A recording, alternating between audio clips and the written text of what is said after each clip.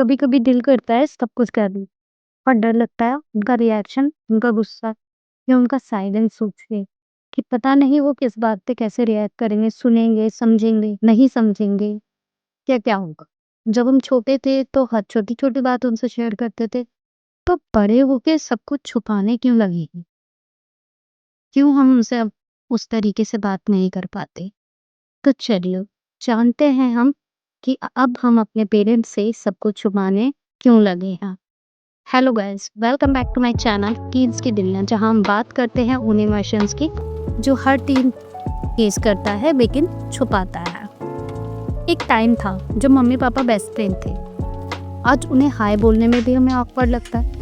वो कहते हैं तुम बदल गए हो, पर कभी पूछा ही नहीं कि तुम्हारी लाइफ में क्या चल रहा है, किन कैसा फील कर रहे हो, तुम्हारे अंदर कोई बात चल रही है या तुम परेशान हो। नहीं, धीरे धीरे एक इमोशनल डिस्टेंस बन गया। वो दुनिया के एक्सपेक्टेशन समझते रहे कि दुनिया में आजकल ये चल रहा है, इतने मार्क्स लाने हैं, इस पोस्ट पे पहुंचना है, ऐसे बिहेव करना है, ऐसा करना है, और हम चुप रहकर बस अपने इमोशन समझने लगे हो। तो ऐसी कौन कौन सी बातें हैं जो मोस्टली हर टीन अपने पेरेंट्स से छुपाता है? क्या क्या ऐसी चीज़ें हैं जो हम छुपाते हैं?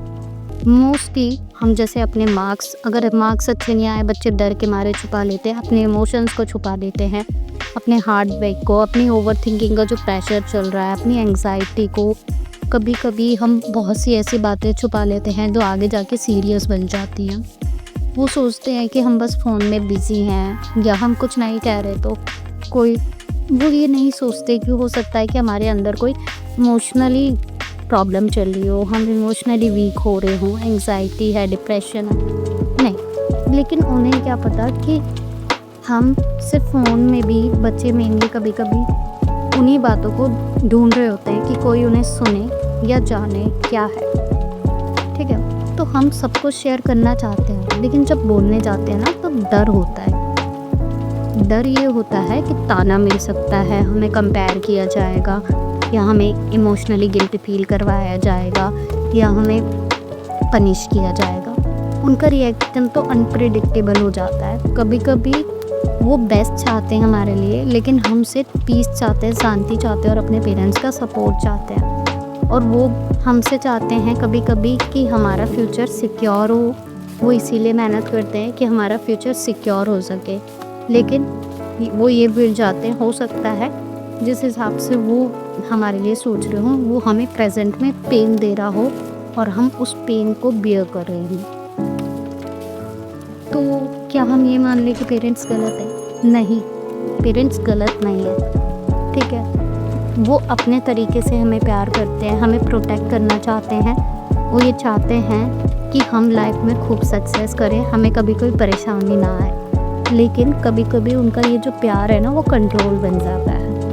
देखो, हो सकता है कुछ रेस्ट्रिक्शन जो पेरेंट्स आज आप पे लगा रही, आज आपको वो बेकार लगती हो, लेकिन आगे वो आपके काम आएगी। हो सकता है उससे आपका डिसिप्लिन मेंटेन हो, जो डिसिप्लिन आगे चल के आपके काम आए। ठीक है, तो वो गलत नहीं होता। और हमारी आवाज़ से कभी कभी उन्हें लगती है डिसओबीडियंस लगती है, क्योंकि थोड़ा सा ये है, आजकल टीन्स के बोलने में और रिप्लाई करने में बहुत फ़र्क है। वो भूल जाते हैं कि हमें किस तरीके से अपने पेरेंट्स से बात करनी है। ठीक है, और मेनली प्रॉब्लम आती है कि ये सब होता क्यों है।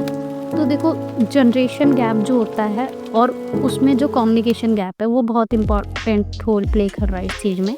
उनका जनरेशन डिफरेंट था, हमारा जनरेशन डिफरेंट है, उनके पेरेंट्स का जनरेशन डिफरेंट था। तो जो ये डिफरेंस आ जाता है जनरेशन में और चीज़ों में जो चेंजेस आते हैं, उसकी वजह से ही प्रॉब्लम्स होती हैं। वो इमोशंस के बारे में उस टाइम अपने पेरेंट्स से ओपनली बात नहीं कर पाते थे, लेकिन हम हर चीज़ को महसूस करते हैं। पेन होता है, हमें लगता है कि हम शेयर कर लें ओपनली। आजकल लोग बात करने लगे हैं जिन टॉपिक्स के बारे में, तो इसी क्लैश में खामोशी आ जाती है। जब कोई दूसरा नहीं सुनता तो चुप हो जाते हैं। तो इस प्रॉब्लम को हम कैसे सॉल्व कर सकते हैं? क्या हमें चुप रहना चाहिए? क्या ये इसका सॉल्यूशन है?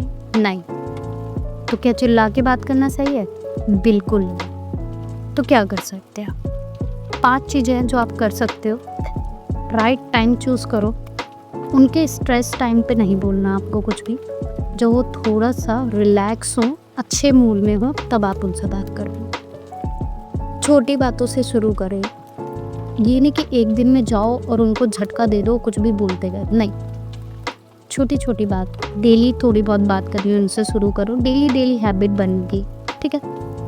थोड़ा कहने का तरीका होता है, तो कुछ स्टेटमेंट इस तरीके से ये कर सकते, मैं ये फ़ील करता हूँ या मैं ये फ़ील करती हूँ या मुझे ऐसा लगता है। इस तरीके से आप प्यार से उनसे शेयर कर सकते हैं या फिर लिख कर शेयर कर लो। अगर बोलना मुश्किल होता है तो नोट लिखो कि तय कोई भी ट्रस्टेड रिलेटिव हो, कज़न हो, कोई भी घर में एल्डर हो या कोई ऐसा हो जो आपसे फ्रैंक हो, आप उनसे बात करो और उनकी हेल्प ले सकते हो कि वो आपके पेरेंट्स से बात करें। बातें कभी-कभी एक बार में नहीं आती हैं, लेकिन अगर हम एक कदम लेंगे तो उनका दिल भी धीरे-धीरे बदलेगा। वो हमेशा नहीं समझेंगे, लेकिन कभी ना कभी वो कोशिश ज़रूर करेंगे, क्योंकि उनके लिए भी हम ही सब कुछ हैं, बस तरीका अलग है।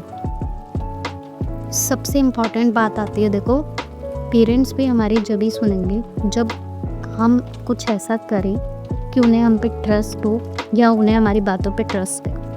तो फर्स्ट ऑफ ऑल तो कभी उनका ट्रस्ट मत हिलाओ, इस लायक बनो कि वो आप पे ट्रस्ट करें। और जिस दिन पेरेंट्स आप पे ट्रस्ट करेंगे ना, तो दुनिया आप पे ट्रस्ट करेगी। अगर आपके पेरेंट्स आप पे ट्रस्ट नहीं कर पा रहे तो ये सोचना भी मत कि कभी आप दूसरा कोई आप पे ट्रस्ट करेगा, ठीक है? क्योंकि आप अगर उस लायक नहीं बन पाए कि पेरेंट्स नहीं ट्रस्ट कर रहे, तो इट मीन्स कहीं ना कहीं आपका फॉल्ट है। तो ऐसे काम करो या कुछ ऐसा करो कि वो आप पे ट्रस्ट कर पाए, ठीक?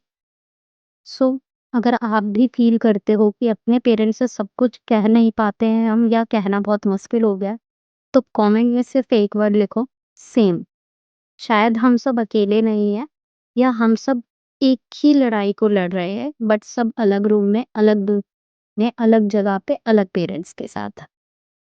लाइक करो अगर कंटेंट रिलेटेबल लगा हो और सब्सक्राइब करो टीन्स की दुनिया को, जहाँ हम बात करते हैं उन बातों की जो कोई नहीं करता।